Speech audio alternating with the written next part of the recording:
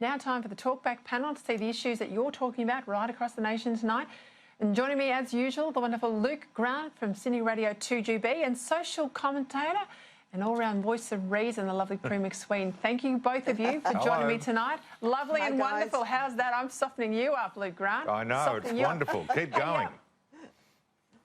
Gladys Liu, last week we were talking about all the connections with Chinese associations, you know, arguably not duly disclosed.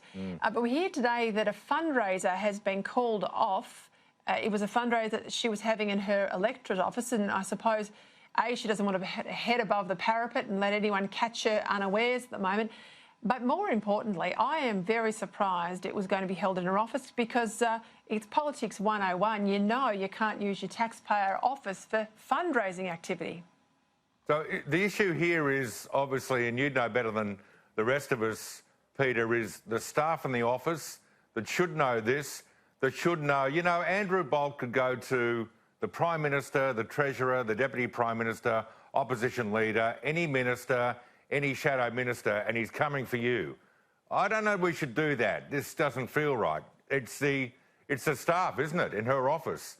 They need to have a long, hard look at themselves, or perhaps they need to do something different, do you think? Yeah, what I find astounding... Yeah, what do you make of it? Yeah, I mean, it's really interesting that, given that she seems to be so under the gun and accident-prone, I would have thought that the Prime Minister's office would have really stepped in and had a minder just to check what she was doing. You know, I think Gladys almost needs to take a slow boat to China and have a bit of a holiday and just keep herself out of sight for a while, because she's getting herself into trouble. And you could sort of understand it, because all these innocents, these wide-eyed innocents who get elected in with really no political nous at all, seem to be left to the wolves and consequently get themselves into a hell of a lot of trouble. Well, I think you're precisely right about the Prime Minister's office, or, you know, political apparatchiks, senior political apparatchiks going in to try and sort her out. I suspect that's how come they even know that she was going to have this event in her office and breach all the rules, Prue, and that's why it's been cancelled. Over the weekend, the National Party held its annual conference in Canberra. This is National Party brethren from all around the country.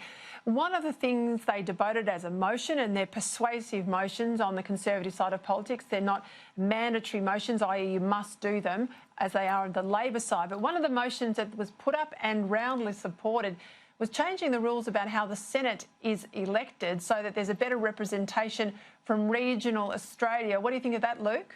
I love it. I think it's a great idea. I don't know that it will happen, but we do want better representation, and through the Senate it's a great way to do it. Mind you, it's not the fault of Tasmanians, but their vote's worth more than my vote and Prue's vote, because they get 6 senators for less numbers than we do in the other states. Now, I understand the importance of the Senate. I'm not poking fun at it.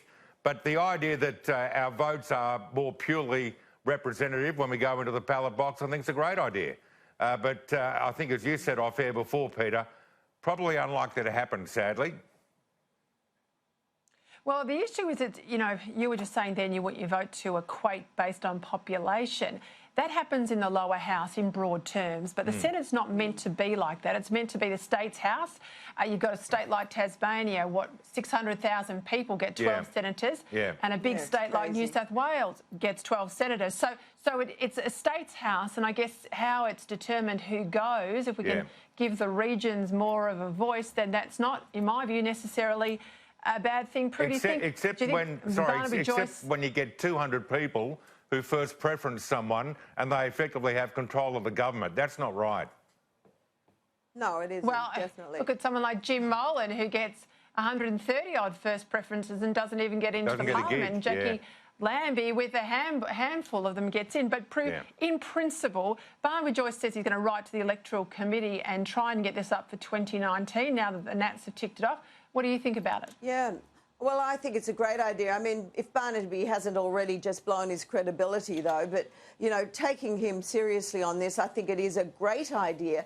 One of the things that I think Morrison's government's not doing well is understanding the level of support for the bush that people in the cities have.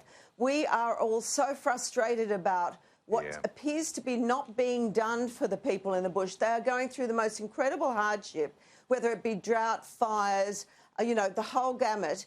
And these poor people just, we see politicians going up, doing the big, you know, noddies and, you know, we're with you. And then what happens? Absolutely nothing. Where are the dams? Where is the plan to even just Bradfield the place? The thinking's been done, but they're sitting on their hands, and it's quite appalling when you think about our brothers and sisters there. They're our food basin and our future. And I just think that the government needs a kick up the bum, and if it means having senators representing these people, then I'm all for it.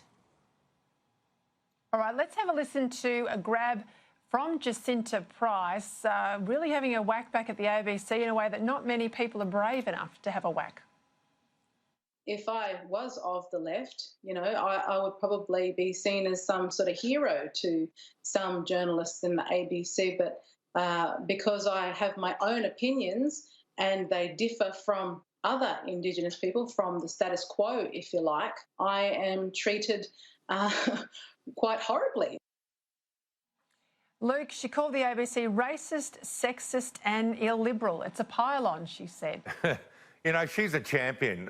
Opportunity missed for Northern Territorians. Mind you, it's your business how you vote, but I've interviewed her plenty of times. I know you have, Peter, and she is just the voice of reason. She's a terrific Australian. She's a woman that was about to be part of potentially a Liberal government. Opportunity missed. And I can't be in her shoes because I'm not her, but if she believes that to be the case and we see she gets some awful treatment, particularly on social media, then I just nod my head in agreement. And the ABC are very quick to toss it at people. When it's tossed back, they seem impossible to act. Might be time for someone like Ita and others to have a listen to what Jacinta said and do something.